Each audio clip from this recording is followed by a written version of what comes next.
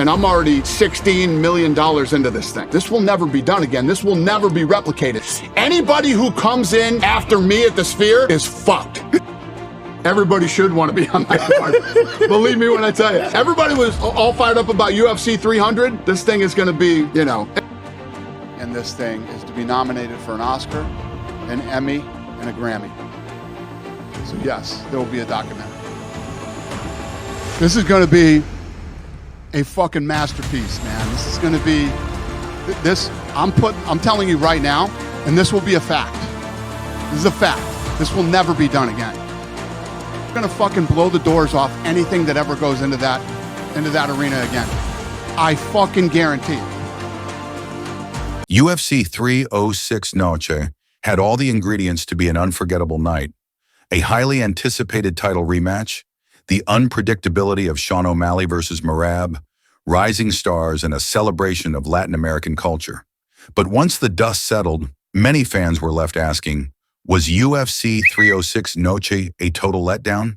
The fact that over $18 million was spent on this card and it felt more like a movie theater than a UFC event is something that needs to be discussed.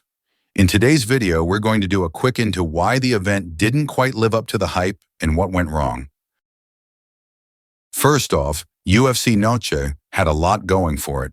The entire event was billed in honor of Mexican Independence Day, and the promotion went all in with the cultural theme.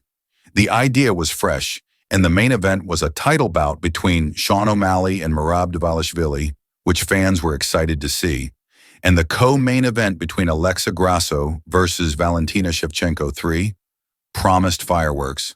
But with great hype comes great expectations, and in this case, UFC 306 just didn't deliver the explosive moments fans were hoping for. Let's start off with the two title fights. The bantamweight fight between Sean O'Malley and Merab Dvalishvili was lackluster at best.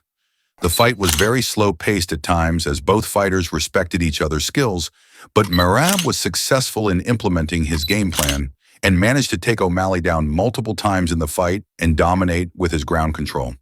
O'Malley did have some success in the fight, but he was very hesitant to let his hands go because of the fear of getting taken down by Merab, which led to moments in the fight where both fighters were just standing in front of each other, trying to anticipate their opponent's next move. Merab ended up winning the fight via decision. However, for a main event of such an expensive fight card, this fight fell flat and UFC fans across X made sure their feelings were heard.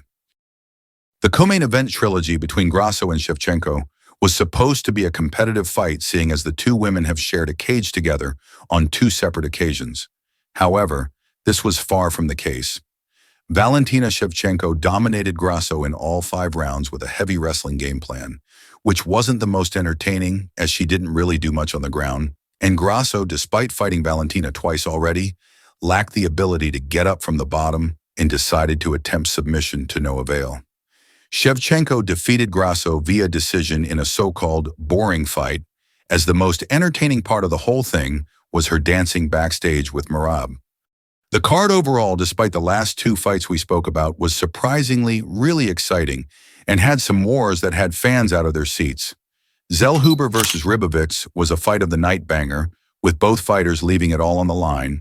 Ronaldo Rodriguez got dropped really badly in the first round, but managed to overcome adversity and pull off a decision win in Diego Lopes, but on one hell of a performance against a veteran in the division, the number 3 ranked Brian Ortega.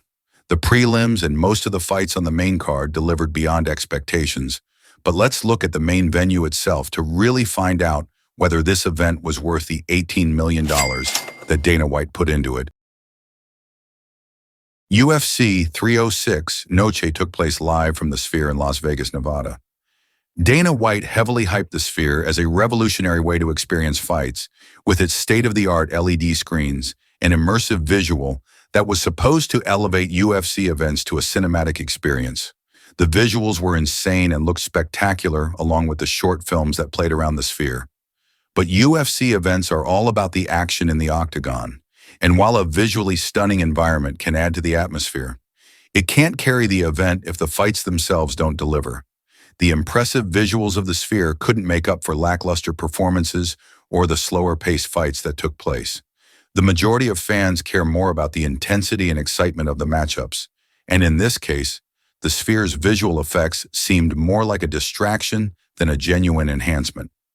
Fans stated all over social media that this felt more like going to a theater performance than a UFC fight card. The movies that Dana White was banging on about during press conferences almost took away from the actual fights.